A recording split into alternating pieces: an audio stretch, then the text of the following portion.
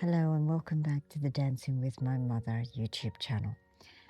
I didn't actually expect to do another video on grief, but it occurred to me because of a few things that have happened to me in the past week that it's a good opportunity for me to talk about other kinds of grief other than losing someone that you love, which I did in the first video, which will be released, should be released by now actually.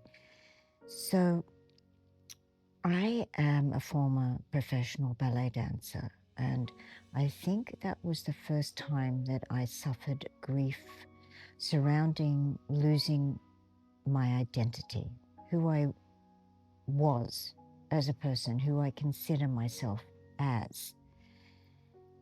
And the thing is, in this little tiny head of mine, I will always be a dancer. Yes, I can call myself an actor and anything else that's titles for performers, but essentially I'm a dancer, a classical dancer at heart. And when that facility, that physical facility is no longer there, it really is very hard to deal with. Now, I'm not boasting when I say I was pretty damn good and had quite a good reputation here in Australia. Not so much overseas, because any opportunities I had to work overseas, I actually chickened out. I had quite a few, but I don't know. That's the whole other thing about guilt and lost opportunities. That's another podcast, don't you think? But when my body would no longer do what it used to do, and then you start to feel like you're not who you were and you don't have, let's be honest, the accolades coming from public or from students going, oh, she's amazing. And you're just some grey-haired lady who can't really point her feet anymore, whose extensions used to be, amazing. And I say extensions, being able to hold a leg up here and whatever else. That's hard to take. That's really hard to take, and I've had to deal with that. That's fine. Anyway, when I stopped dancing, as in full out dancing, I took up surfing at age 45. I'm now 67. And due to a health issue that has now become quite apparent since February last year, 2024, it's a health issue called PAH, and this podcast isn't about PAH. But what that gives me to deal with on a daily basis is a shortness of breath. Now, it's not just like getting short of breath when you're working out and you can recover. This is different. When I get short of breath, I can't push past it. And if I do push past it, I feel really unwell, kind of to the point where I might keel over. And I know that people who have it far worse than me actually can and do keel over. I'm not at that point yet, which is great. But it's affected my surfing. Now, I'm not going to say I was a great surfer. Never have been a great surfer, but happily intermediate. Could deal with waves up to head high, and really enjoyed it. Have always enjoyed it. It's really good for my headspace, and it became my new religion. It took over. Well, it didn't take over, but it helped to replace the loss of being a ballerina.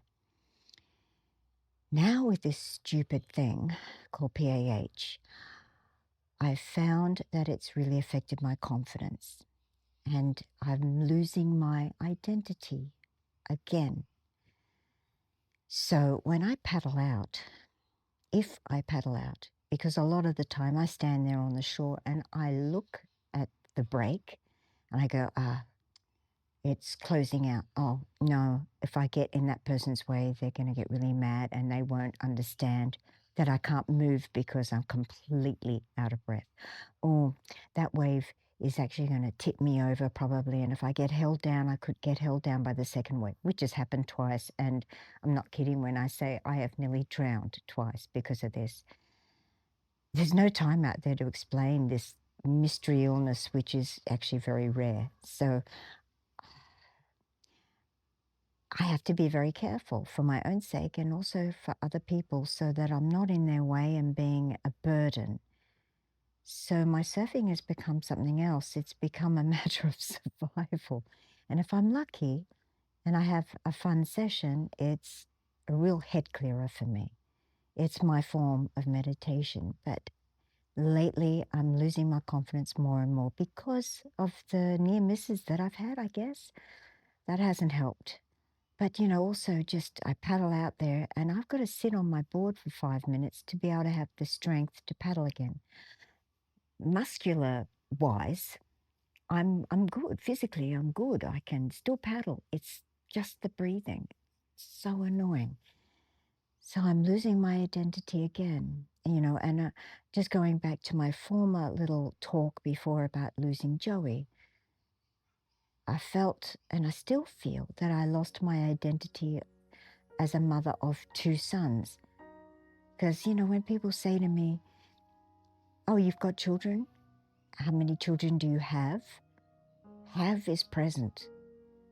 How do you answer that? I have one living son and one who's passed? Or do you say, I have two sons and hope they don't ask any more questions? Or awkward. So anyway, I got off track. That's about Joey. This is about losing your identity. So I was wondering what you guys do if you find that something you took for granted in a way is suddenly ripped away from you. Now, by the way, before I finish up here, I wanted to say that I do still surf, but boy, it's with a lot of hesitation. I've just been looking at a thing called a boost fin because I need to be able to get myself out of trouble quickly. And if I've been held down by a wave, even a little wave, I need to be able to get out of there real fast, or maybe sometimes actually just get out to the break without having to paddle for ages and then sit there for ages while I get my breath. So I'm in new territory and I'm struggling with it. And I have been struggling with it a lot.